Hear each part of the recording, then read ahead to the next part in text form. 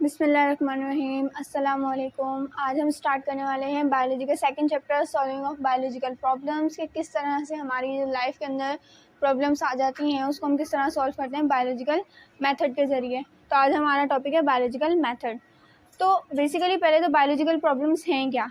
Bio means life, problem means मसाइल, यानी कि हमारी ज़िंदगी में होने वाले मसाइल किसके ज़रिए, किसी वायरस, किसी बैक्टीरिया, जो कि ऐसी कोई भी चीज़, किसी एग्जाम्पल कि जो कि लाइफ को ख़त्म कर सकती है या लाइफ को कोई डैमेज पहुंचा सकती है, उन बायोलॉजिकल प्रॉब्लम्स को हम पढ़ते हैं बायोलॉजिकल मेथड के ज़रिए। बायोलॉजिकल मेथड के अंदर हम उसको सॉल्व करने की कोशिश करते हैं कि किस तरह से हम इस प्रॉब्लम को, बायोलॉजिकल प्रॉब्लम को किस तरह से हम ख़त्म कर सकते हैं। तो बायोलॉजिकल प्रॉब्लम के अंदर सबसे पहले हमारा जो स्टेप है वो होता है डेटा कलेक्शन।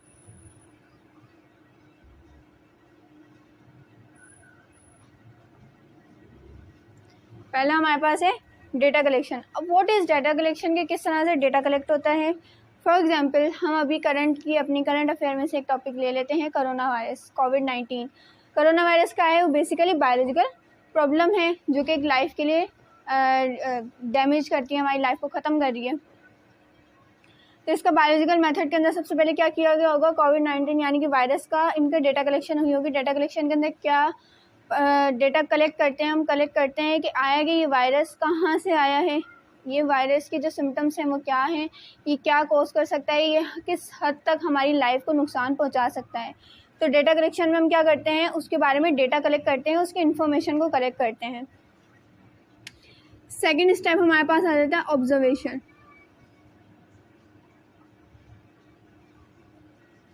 सेकेंड स्टेप क्या है हमारे पास, ऑब्जर्वेशन।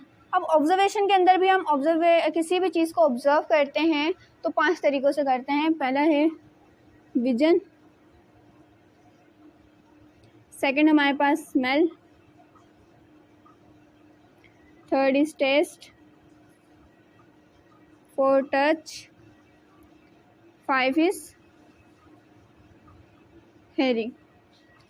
किस तरह से हम ऑब्जर्व कर सकते हैं, विजन यानी कि देखकर, स्मेल सूंघकर, टेस्ट उसे चखकर, टच उसे हाथ लगाकर छूकर, हेयरिंग उसे महसूस करके सुनकर।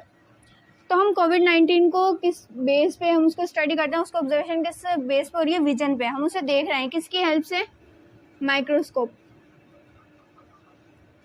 हम उसकी स्टडी किससे कर रहे हैं, विजन कर रहे हैं, देख रहे हैं, लेकिन with the help of microscope. क्यों, क्योंकि वायरसेस पैरासाइट्स ये हमें आम आँख से नज़र नहीं आते, ये हमें माइक्रोस्कोप में ही नज़र आएंगे। तो हम कोविड-19 की किस बेस पर ऑब्जर्वेशन कर रहे हैं, उसके डेटा की जो ऑब्जर्वेशन किस बेस पे कर रहे हैं, उससे विजन यानी उसको देखकर कर रहे हैं, किसके ज़रिए, माइक्रोस्कोप के ज़रिए। उसी तरह से अगर दूसरा हमारे पास कोई पैरासाइट होगा या कोई बैक्टीरिया होगा, कोई और डिजीज़ होगी, तो उसको हम, अगर उसकी स्मेल होगी पर्टिकुलरली तो हम उसकी स्मेल से उसे पता करेंगे। अगर उसका टेस्ट होगा तो उसको टेस्ट से देखेंगे। अगर उसकी टच कर सकते हैं, अगर हम उसे छू सकते हैं तो हम टचिंग करके उसके बारे में ऑब्जर्व करेंगे उसे। हेयरिंग, अगर उसमें कोई आवाज़ है जो हम सुन सकते हैं या उसे महसूस कर सकते हैं तो हम उसके ज़रिए उस पर ऑब्जर्वेशन करेंगे उसकी डेटा पर। ठीक है, ये था इसका सेकंड। थर्ड जो है इसका स्टेप हमारे पास आ जाता है हाइपोथेसिस। नेक्स्ट हमारे पास हाइपोथेसिस। अब व्हाट इज हाइपोथेसिस, हाइपोथेसिस में क्या होता है।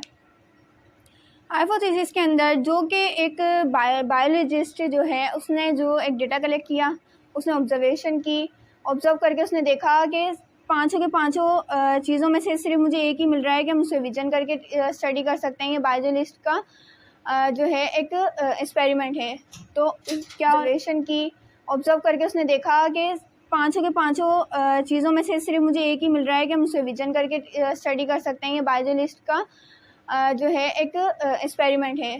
तो साइंटिस्ट जो हैं वो हाइपोथेसिस के अंदर उन सारी बातों को झुटलाने की कोशिश करते हैं। यानी कि साइंटिस्ट जो हैं वो हाइपोथेसिस के अंदर उन सारी बातों को झुटलाने की कोशिश करते हैं, उसके अंदर से कोई डिसऑर्डर ढूंढते हैं, कोई रॉन्ग इन्फॉर्मेशन ढूंढते हैं जिसकी बेस पर उसे वो रिजेक्ट कर सकें। तो हाइपोथेसिस के अंदर ये होता है। हाइपोथेसिस के अंदर कैसे होता है, फॉर एग्जांपल एक साइंटिस्ट है, उसने एक प्लांट सेल के ऊपर रिसर्च की, उसे माइक्रोस्कोपिक स्टडी किया, तो उसे पता चला कि सेल के अंदर न्यूक्लियस है।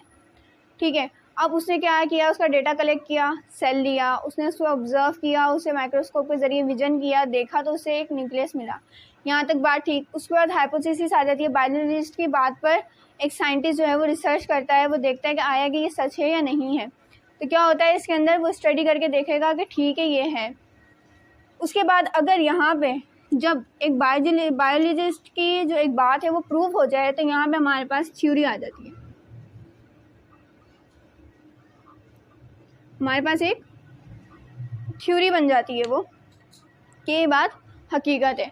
इसके बाद एक, अब जब इसे हम लॉ की तरफ ले आते हैं या फिर लॉ की तरफ ले जाना चाहें कि इसका लॉ बन जाए, तो इसके बाद एक और साइंटिस्ट जो हैं इसके ऊपर काम करते हैं, वो करते हैं डिडक्शन।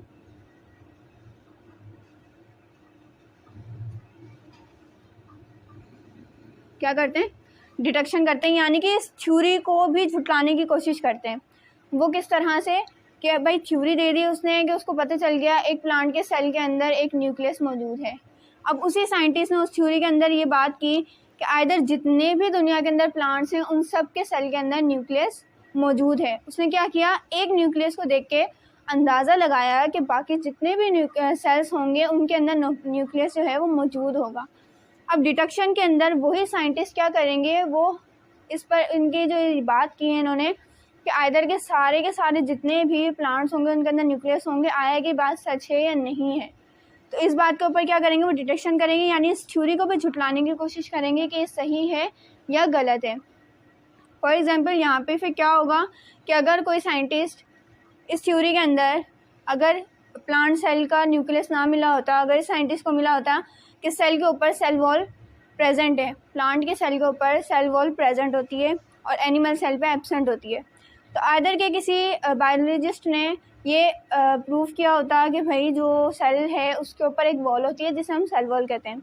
ये थ्योरी बन गई। अगर उसने ये कह दिया कि दुनिया के अंदर जितने भी सेल एग्जिस्ट करते हैं, चाहे वो एनिमल सेल्स हो, चाहे वो प्लांट सेल हो, एक्सेट कोई भी सेल हो, उस पर सब पे सेल वॉल प्रेजेंट होती है। तो जब इस थ्योरी को डिटेक्शन में लाया जाएगा, साइंटिस्ट इसके ऊपर रिसर्च करते और उन्हें पता चलता कि ऐसा तो है ही नहीं, सिर्फ और सिर्फ प्लांट ही हैं जिसके ऊपर सेल वॉल मौजूद होती है, प्रेजेंट होती है। यहाँ पे आगे क्या होगा कि उसकी थ्योरी को रिजेक्ट कर दिया जाएगा। यही बिना होता है कि इस थ्योरी के अंदर से भी डिटेक्शन के अंदर ऐसे कैंसलेशन निकाली जाती हैं, ऐसी चीज़ें निकाली जाती हैं जो उनकी बातों से मैच ना करें। अगर इसी डिटेक्शन के अंदर थ्योरी को पास कर लिया जाता है, यानी कि उस पर सारे एक्सपेरिमेंट प्रूव हो जाते हैं, इस थ्योरी में कही जाने वाली हर एक बात सही है, तो वो हमारे पास एक लॉ बन जाता है। यानी उसके पास नेक्स्ट स्टेज हमारा जो है वो एक्सपेरिमेंट होता है। एक्सपेरिमेंट होता है, उसके बाद जो रिज़ल्ट आता है, रिज़ल्ट के अंदर हमारे पास क्या बन जाता है, वो एक लॉ बन के आ जाता है कि ये बात सच्ची है और ये अब है तो आखिर तक भी यही बात रहेगी, इसमें कोई भी चेंजिंग नहीं आएगी। तो लेकिन हम देखते हैं कि बायोलॉजी के अंदर सबसे ज़्यादा हमें थ्योरीज़ मिलती हैं, लॉ हमें बहुत ज़्यादा कम मिलते हैं। क्यों हमें लॉ सबसे ज़्यादा कम मिलते हैं? क्योंकि हमारी लाइफ के अंदर एवोल्यूशंस बहुत ज़्यादा हो रही हैं। आए दिन कोई ना कोई एवोल्यूशन हमारी लाइफ के अंदर आती रहती है, चाहे वो प्लांट्स हो, चाहे वो एनिमल्स हो, चाहे वो ह्यूमन बींग्स हो। तो लॉ जो होता है वो परमानेंट होता है। इसी तरह आपको केमिस्ट्री और फिज़िक्स के अंदर लॉ सबसे ज़्यादा मिलेंगे और देन थ्योरीज जो हैं वो सबसे ज़्यादा कम मिलेंगी, क्योंकि बायो और केमिस्ट्री के अंदर जो केमिकल बन गया या जो चीज़ जो लॉ बन गया, ये काम इस तरह होता है तो वो आखिर तक वैसे ही होगा, इसमें कोई चेंजिंग नहीं आ सकती। अगर कोई चेंजिंग लाएंगे भी तो वो काम उस तरीके से नहीं होगा।